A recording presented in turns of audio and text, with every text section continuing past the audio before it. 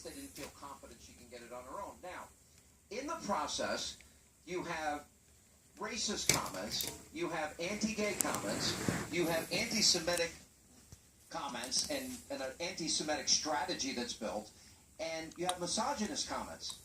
And I'm watching all of this, so then Wasserman Schultz is out, but then Hillary hires her.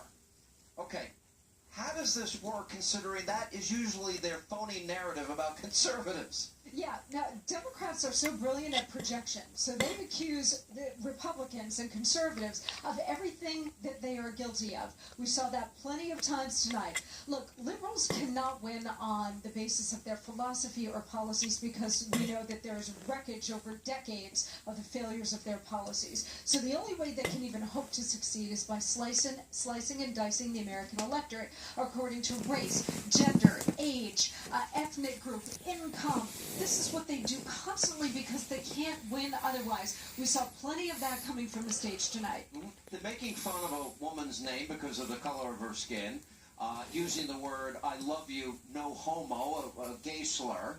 They go on to, the best part is, we know that they're feeding CNN questions.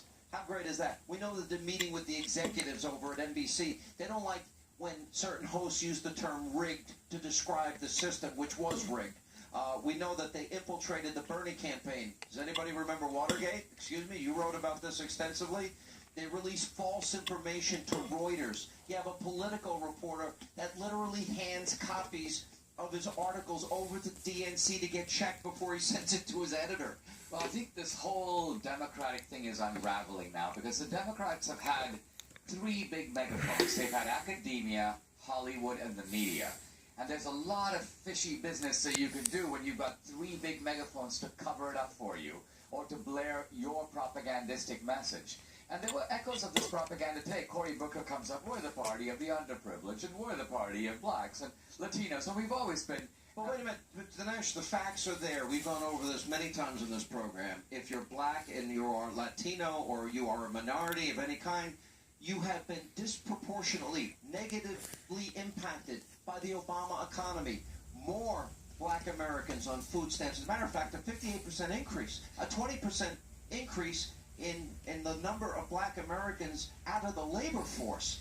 Historically, the Democratic Party has been the enemy of the working man, the enemy of African Americans, the enemy of immigrants and Latinos. They've passed the most restrictionist anti-immigration laws. So this is a party that's done a lot of harm. It's never apologized for any of it. What they do is they take all the stuff they did and blame the South. They blame America. I'm going to get to what they said about Kentucky and West Virginia in just a minute. Let me bring Peter into this discussion here. You know, I don't know if it's irony or just plain funny, but we've been through this whole example of Hillary Clinton and lying about Benghazi and getting caught, and then James Comey being grilled by Congressman Trey Gowdy. Did Hillary tell the truth here? No. Here? No. Here? No. Okay. So Hillary actually said this weekend the following when she said, I have no idea about emails. I'm like, does this ever end for this woman? Yeah, no, you're right, Sean. I mean, it's very interesting how this is all playing out because it has revealed the underbelly, the seeming underbelly of the Democratic Party.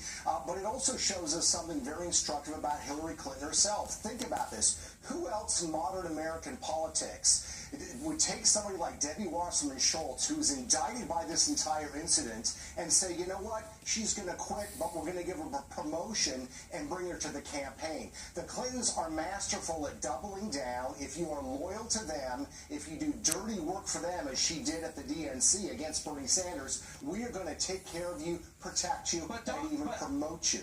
In light of anti-gay, racist slurs, anti-Semitic slurs, misogynist slurs, and she's at the helm of this, and she gets hired the very second because she was doing the dirty work of Hillary.